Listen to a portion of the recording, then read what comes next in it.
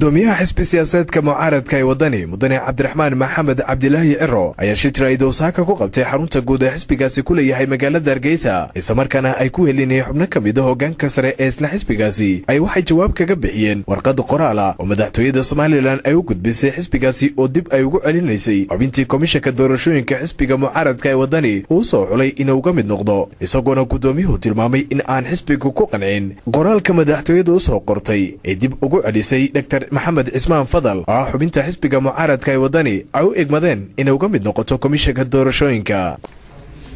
shacbiga reer Soomaaliland halkan u mariyo salaan qalabka warbaahinta maanta oo tahay bisha 8 waxaan saxaafadda ugu yeernay inaan u iftiimino shacbiga iyo taageerayaasha xisbiga wadani iyo saxaafadaba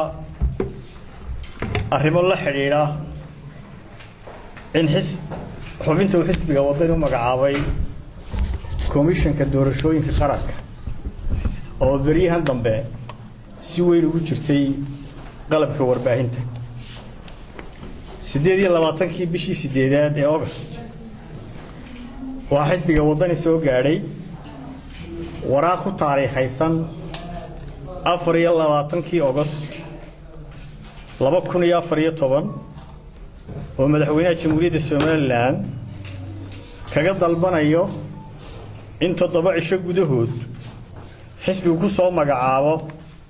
2 xubnood oo madaxtooyada Jamhuuriyadda Soomaaliland kala doorato iyadoo xeerka si cad ugu qeexan tahay in xisbigu xubin kaliya soo magacaabayo isla warqadaas waxa madaxweynuhu ka dalbaday in xisbiga u cid uu soo magacaabo 2 xubnood golaha guurtiduna uu soo magacaabo 4 xubnood xisbiga u cid wuxuu xeer ku qorayay in xabad soo magacaabo golaha guurtiduna uu soo magacaabo 2 xubnood halka 4 ka soo qoray madaxweynuhu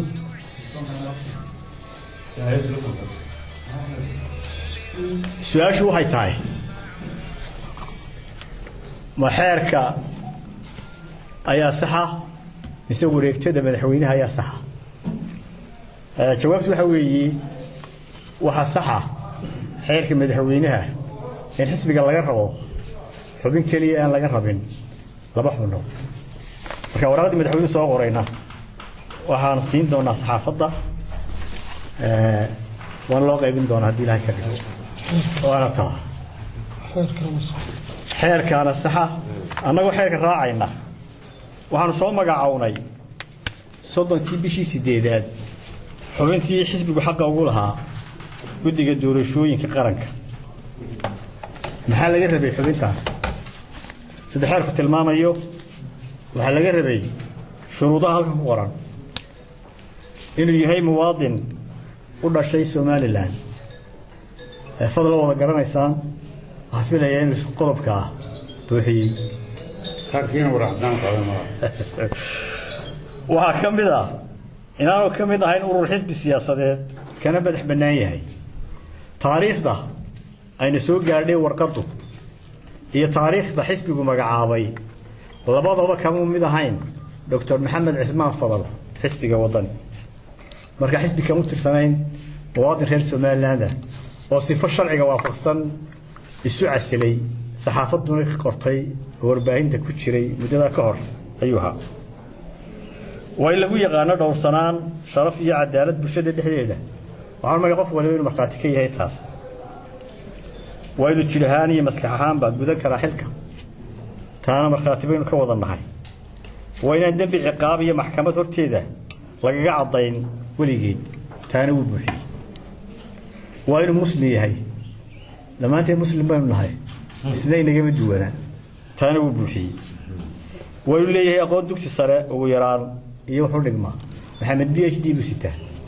dib u soo celinta Dr. Maxamed Cismaan Fadal oo ahaa xubintii xisbiga mucaaradka ee wadani ay u soo xuleen kamid noqoshaha 7 xubnood ee komishanka doorashooyinka isla markaana u matali lahaa xisbiga mucaaradka ee wadani ayaa ku soo beegmaysa xilli madaxweyne Axmed Maxamed Maxamuud Silaayo uu meel mariyay 6 xubnood ee kale ee komishanka kamid ka noqon lahaa isagoona u gudbiyay golaha wakiilada 6 xubnood oo ka kala yimi 3 xubnood oo soo magacaabay madaxweyne Axmed Maxamed Maxamuud Silaayo 2 xubnood oo soo magacaabeen golaha goortidu iyo sidoo kale xubin matali doonta xisbi siyaasadeedka kale ee mucaaradka ay u cid lama garan karo talaabada tan xigta ee isku biyashuban doonaan arrimahani